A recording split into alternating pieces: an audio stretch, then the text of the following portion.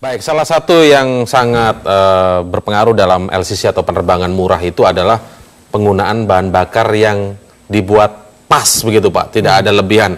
Sementara dalam konteks misalnya cuaca buruk, kalau kita sering dengar beberapa laporan tentang pesawat yang harus mengambil rute yang lebih melebar, kemudian tanpa diprediksi ketika cuaca itu terjadi di luar prediksi sebelumnya, kan harus ada upaya untuk improvisasi keluar dari rute atau kondisi cuaca buruk. Tapi masalahnya selalu menjadi pertimbangan pilot bahwa bahan bakar, sementara bahan bakar yang dibawa tipis, pas sesuai dengan rute sebelumnya. Ini kan ada hubungannya berarti antara LCC, ada korelasinya LCC dengan keselamatan, Pak.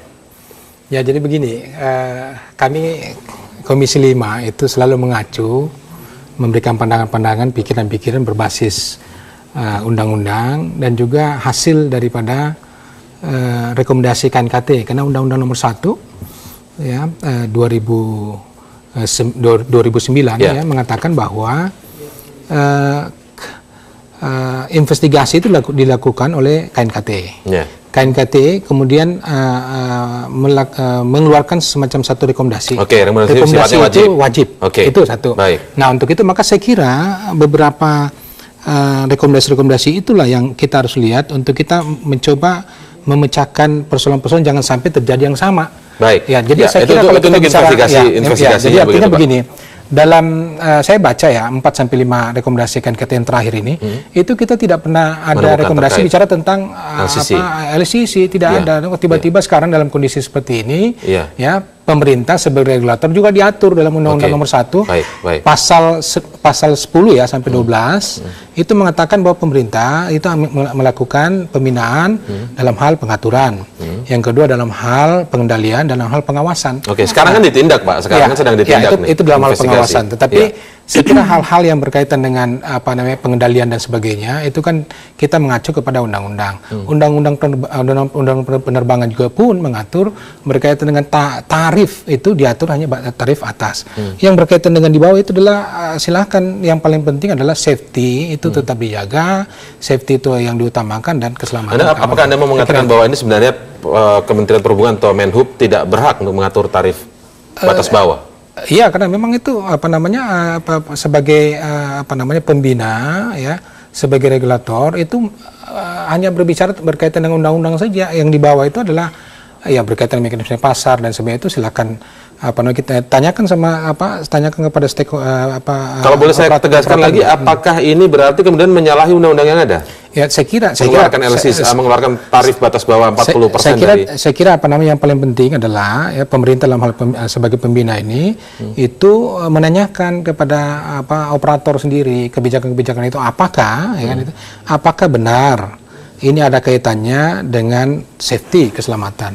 Nah, ini yang sekarang menjadi perdebatan ya tentang itu. Kalau kita bicara tentang regulator, ya kita bicara berbasis undang-undang saja. Dan undang mengatakan artinya tidak perlu mengatur tarif batas bawah tadi menurut Anda. Silakan tanya saja kepada operatornya, apakah operator bisa mengelola itu, memanage itu. Kalau intinya di undang-undang tidak ada mengatur tentang ada atau tidak ada. Karena itu pengalaman di beberapa negara juga melakukan itu. Baik. Sebelumnya saya ingin menginformasikan kepada pemirsa bahwa sebenarnya pada diskusi kali ini kami sudah berusaha untuk mengundang dari pihak Kementerian Perhubungan, namun masih belum mendapatkan respon hingga saat ini atau detik di mana kita berbicara tentang ini. Saya ke KNKT, Bu Ruth, KNKT dulunya, Bu Ruth. Kalau Anda melihat seperti pertanyaan saya kepada Pak Fahri tadi, korelasinya kan jelas kalau soal ada bahan bakar. Untuk bermanuver menghindari cuaca yang buruk, awan cumulonimbus misalnya, ketika memilih untuk menghindari rute tersebut, tetapi bahan bakar yang dibawa pas-pasan. Nah, ini kan sangat berpengaruh, ada korelasinya.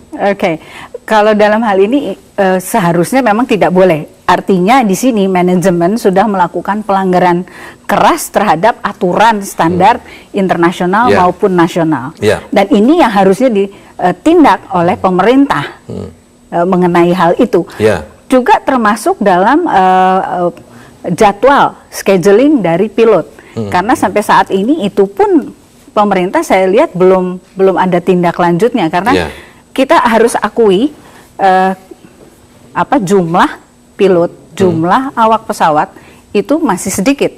Jadi yang ada itu sama maskapai juga terus dipakai ya sampai jamnya habis gitu.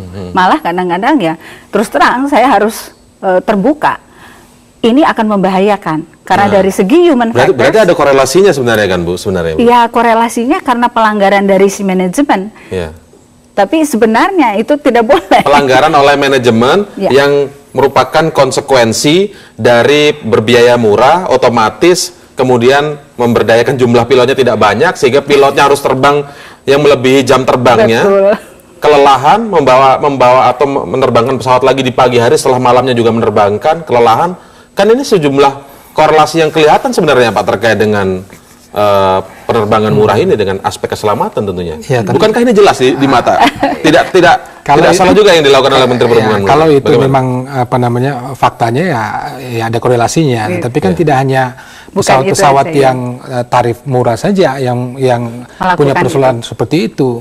Coba kita lihat di seluruh penerbangan, masuk penerbangan itu melakukan itu juga. Bagaimana kami menerima banyak ya berkaitan dengan pilot-pilot kita terima, ya pramugari kita terima yang hanya bekerja di atas jam kerja yang dibatasi dengan aturan itu. Jadi bukan persoalan berkaitan hanya pesawat tarif murah saja yang mengalami seperti itu.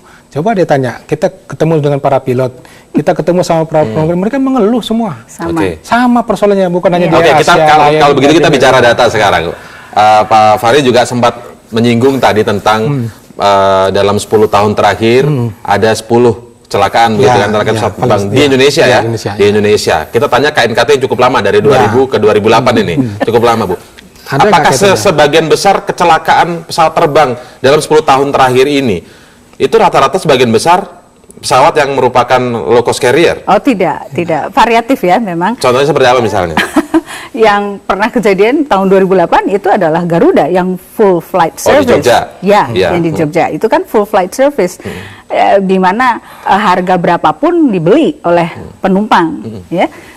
Jadi penumpangnya juga bukan kelas yang biasa-biasa lah begitu.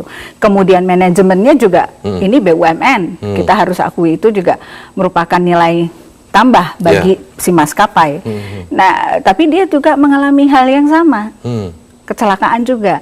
Nah, memang ini nggak ada kaitannya safety dengan tarif. Oke, dari penelitian atau dari kajian ketika kasus Garuda itu sendiri, Ibu pernah atau menemukan bahwa ini kaitannya ada pengurangan aspek keselamatan atau apa? Oh, tidak.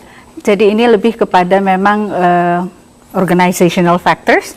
Jadi lebih kepada ada manajemennya, ada human factors-nya. Jadi tidak hanya satu faktor. Oke, langkah singkat rencananya katanya Komisi 5 akan membentuk panja. Sebagai pertanyaan terakhir ini Pak, apa saja yang akan dimulai dari mana nih?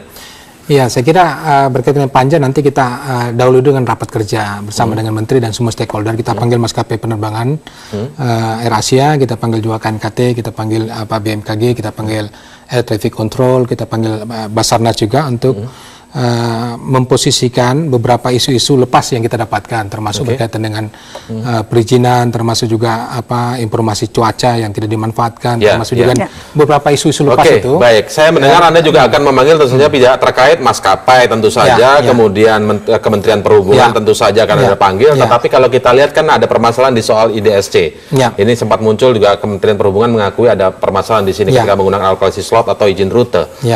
IDSC 3 tahun yang lalu. Evaluasinya disebutkan belum pernah ada. Ini pejabat yang sekarang, pejabat yang baru, Pak. Apakah nanti Komisi 5 juga akan memanggil pejabat-pejabat yang lama? Jadi begini, berkaitan dengan kontrol pengawasan penerbangan itu dilakukan setiap saat. Begitu Pak Menteri Jonan menjabat, saya kira itu menjadi tanggung jawabnya Pak Menteri. Itu maka kami lihat ada beberapa persoalan-persoalan kontrol pengawasan yang terjadi di manajemen penerbangan kita. Jadi intinya tidak akan memanggil pejabat yang lama. Ya kalau memang kita butuhkan kita akan panggil juga. Akan melihat nanti seperti apa. Ya berkaitan dengan pembentukan panja, saya kira kita akan lihat juga kan ada tindak lanjut, misalnya KNKT kita Undang-Undang Penerbangan mengatakan bahwa diberi waktu kurang lebih sekitar 12 bulan. Terus juga berkaitan klaim asuransi dan sebagainya itu kan perlu kita lakukan pengawasan.